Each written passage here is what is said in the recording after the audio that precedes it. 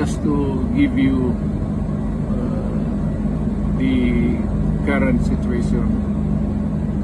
I am about to land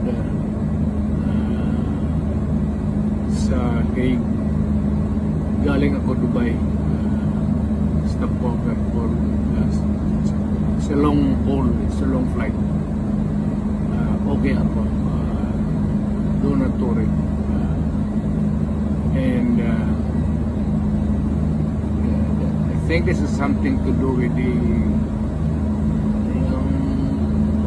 law and order noon. At sinasabi ko naman sa mga pulis, military na trabaho kayo at ako ang managot.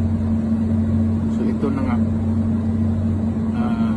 for all of the